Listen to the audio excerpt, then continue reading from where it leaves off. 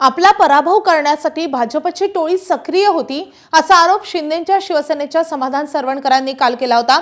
सरवणकरांच्या या आरोपांची आमदार महेश सावंतांनी खिल्ली उडवली आहे। पराभवानंतर कोणावर तरी खापर फोडावं लागतं, म्हणूनच त्यांनी असं वक्तव्य केलं असा टोला महेश सावंतांनी लगावलाय।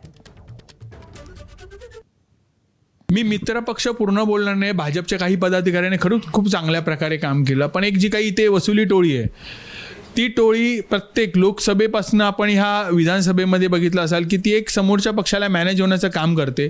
आज लोकसभेला तशाच प्रकारे मॅनेज झाले, विधानसभेला मॅनेज झाले, कॉर्पोरेशनला देखील तशाच प्रकारे मॅनेज झाले आणि कॉर्पोरेशनला फक्त आमचं नुकसान न करता स्वतःच्या पक्षाचं देखील नुकसान, स्वतःचे उमेदवार देखील पाडण्याचं काम या लोकांनी केलेलं। ह्याच्यात भाजप पक्षाचा काहीही काडीमेत्र संबंध नाही, पण या टोळीचं 100% कारण की हे लोकसभेपासून ही स्टाईल काम करायची त्यांची चालू आहे। भारतीय जनता पार्टीच्या कार्यकर्त्यांनी सक्षम काम केलं आहे, म्हणून ते 2 नंबरच्या क्रमांकावर आले। जर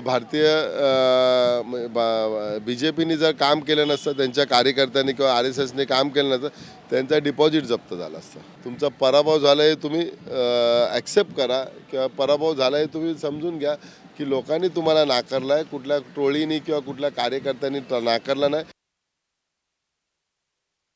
ची कामं असून दे किंवा पर्सनल लेवलला स्वतःच्या खिशात हात घालून पण आम्ही लोकांना मदत करत असतो। मध्ये मेडिकल असेल, आर्थिक असेल, काही मदत असेल ते आम्ही करत असतो। एवढे केल्यानंतर जो कॉन्फिडन्स येतो की आता माझी जीत होणारच, त्याच्यातच जो समोर उमेदवार जो आलेला होता तो बाहेरचा आयात केलेला उमेदवार होता आणि त्यामुळे तो त्यांना एक कॉन्फिडन्स होता। त्या कॉन्फिडन्समध्ये त्यांनी कुठेतरी कमी हे झालं नाही आणि जीत त्यांची झाली नाही, त्यामुळे थोडी ते डिस्टर्ब होणे हे साहजिकच आहे। त्याच्यामुळे त्यांनी ती स्टेटमेंट केली। ABP माझा, उघडा डोळे बघा नीट।